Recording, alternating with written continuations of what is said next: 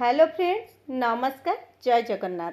आज पणस कठार तरकारी बनैबा। आपण माने समस्त तो पणस कठार तरकारी विभिन्न उपाय रे बनाती, हेले गोटे थर आज मो स्टाइल रे बनातु। आ एई रेसिपी देखिला परे आपण कहिबे पणस कठा सरीबा पर्यंत मु एई प्रोसेस रे तयारी करिवि, कारण सतरे तरकारी एते स्वादिष्ट थिला।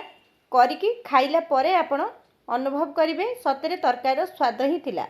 कारण मु आपन को ग्यारंटी सहित कहूची तरकारी बहुत भल लगुला।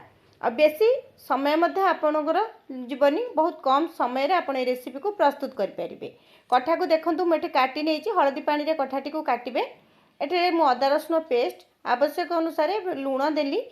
लूण देला परे टिके काश्मीरी लंका गुंड दबा। एबे आमे सेथिरे देई नबा किछि हळदी गुंड। एबे आमे ताकू 2 चम्मच बेसन दबा। एटी पणस कठा पाखापाखि 750 ग्राम थिला, 1 केजी भी नुह कम अच्छी। से प्रोसेस मु 4टी आलू नहीं, छोट साइज आलू नहीं। से हिसाब से मुझे मात्र 2 चम्मच बेसन देली। छोट चम्मच बड़ चम्मच भी नुह। आपन एटी बेसन खाली कोटिंग टे करबा देबे, बेसी बेसन जमा भी ऐड करिवेनी। बेसन रे भल भाव गोलेला परे आमे ताकू घोड़ेकी 15-20 मिनिट छाड़दबा। ये गोटे गिन्ना जीरा गुंड, धनिया गुंड, काश्मीरी लंका गुंड, राग लंका गुंड नहीं जावा। आउ ये हलदी गुंड नबा। आउ ये सब्जी मसला बा करी पाउडर 1 चामच नबा। सबु जिनस को गोटे गोटे चामच मुझे पानी दे भल भाव गोलिकी गोटे साइड रे रखीदबा। आपन चाहिए जीरा धनिया बाटिकी करि पारंती। सबु मसला गुंड को गोलेकी आमे गोटे साइड रे रखी नबा। ये कड़ई रे सोरिष तेल 2 चामच दबा। एमती कड़ईर चारिपटे आपण तेलटी को लगे नेबे। तेलटी भल भाव गरम होला परे गोलई रखि पणस कठा आउ आलू को देई एटी भल भाव एपट सेपट करनबा। करिनेला परे हाई फ्लेम रे रखिबे। आ घोड़नी देई आपण आकु भाजिबे। घोड़नी मझरे मझरे काढुथिबे आउ ताकु गोलई नउथिबे। एबे देखंतु घोड़नी काढी ताकु मध्ये आउ थरे एमती गोलई नेबी। पणस कठार कलर आसिला परे बा देखिबे टी हल्का हल्का लाल ही आसीबो तळपट गुडिक। आसिला परे आपण घोड़नी खोली आउ 2-3 मिनिट एमती खोला रे भाजी नेबे। 2-3 मिनिट खोला रे भाजिला परे आपण पणस कठार कलर देखंतु एटी पूरा लाल लाल ही आसिलानी। एबे आमे ए पणस कठाटी को काढी नबा। आ ई भजा समय रे टिके देखिकी भाजिबे जेमती पणस कठा गुडिक सब भाजी हे जिवो, बेसन कंचा न रहिबो। सेही हिसाब रे आपण एटी पणस कठाटी को भाजिबे।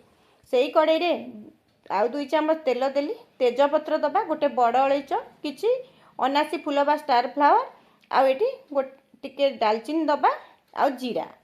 जीरा ये फुटीगलानी। फुटीगला परे काटी रखिथिबा पियाज को दबा। पियाज रे अल्प टिके लूण दबा। आ पियाज को मीडियम आंच रे भाजिबा। मसला भाजिला बेले बा पियाज भाजिला बेले सब बेले आपण लूण टिके देबे आ मीडियम आंच रे पियाज को भाजिबे। पियाज भाजिला परे अदा रसुन रे पेस्ट एठी मु 2 चम्मच दे मसला टिको घोड़े घोड़े टिके भाजी नबा। मसला देखंतु भाजी आसलानी। गोलई रखिथिबा मसला गुंड को आमे एबे एठी ऐड करनबा। देकी ताकू मध्य मसला सहित भल भाव में मिसई नबा। और टिके धोईके एटी पानी मध्य दे दबा। देकी ताकू भल भाव आमे एठी मिसई नबा। मिसई नेला परे गैस रो फ्लेम को आपण सेमती मीडियम रे रखि थांतु। आ घोड़े घोड़े मसला टिको आमे एठी भाजिबा। सबवेले मीडियम आंच रे आपण जदी मसला टिको घोड़े घोड़े भाजिबे आपण को मसला टी बहुत बड़ा भाव भाजी जिवो।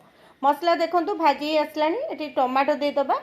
आवश्यक अनुसार लूण मध्य दबा। लूण टिके देखिकी देबे, कारण आमे जतले पणस भाजिले लूण ऐड करछे।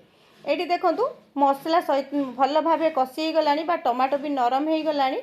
एटी मु आधा कप पाखापाखि पानी दे मसला टिको भल भाव गोलई नउची। गोलई नेला परे मसला टिको फुटिबा पई छाड़िबा। फुटिला परे भाजी रखिथिबा पणस कठा आउ आलू को दे मसला सहित भल भाव मिसई नबा। आउ एबे घोड़नी दे ए पणस कठाटी को मसला सहित भल भाव कषि होबा पई छाड़िबा।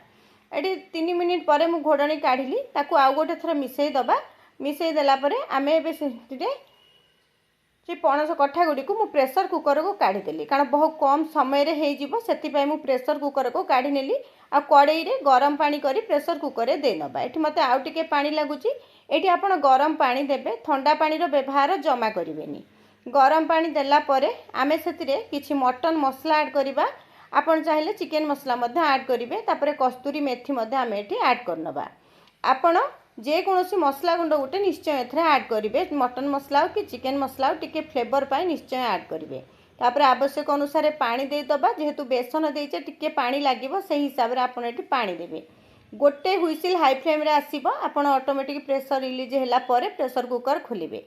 देखंतु तरकारी केमती देखा जाउची आ पणसटी गोटे हुइसिल रे पूरा आराम से सिझी जाइची कारण जेहेतु आमे ताकू भाजी देइथिले।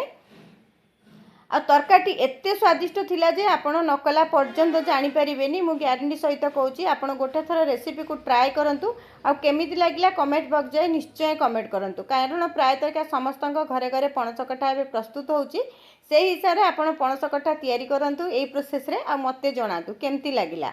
आशा करची एई रेसिपीटी आपण मानको भल लागिबो आ एई रेसिपी गोटे थर खाइला परे पणसर सब रेसिपी आपण भूली जिवे।